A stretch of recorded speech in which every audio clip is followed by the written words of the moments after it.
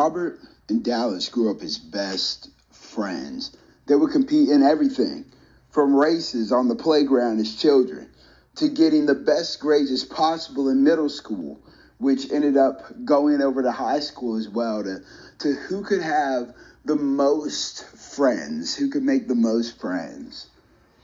And they continued to do their journey of life together as best friends. It came up to the point where they were in high school. And Dallas, he started to look into scholarships when he was only a freshman. He started to look at what requirements do I need for bright futures? What requirements do I need for this and for that? And Robert was really just more focused on getting great grades. And so what Dallas did was he shot to get these goals, to achieve these goals, to get these scholarships.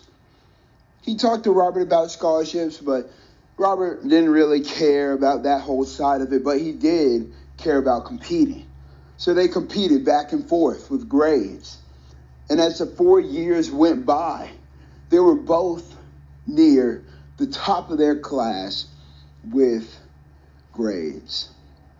Now, there were some scholarships that Dallas looked at, and they were academic grades, which was good.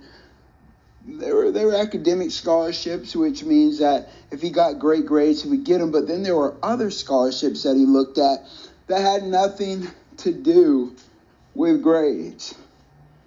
Some were just based off of his race. There were others that were based off of factors of that he only had a single parent. They both did, and he looked at all of those areas. And so by the time that senior year hit, he had been applying for scholarships like no tomorrow. But Robert didn't apply for any. Dallas told him, he begged him, hey, man, you can get a lot of money here. This is like free money. But Robert was so focused on just grinding and getting those grades and trying to beat Dallas in that area that he had no care for scholarships. And by the time they both graduated and went off to college, they were in two completely separate boats. Robert, no money. Hardly any money.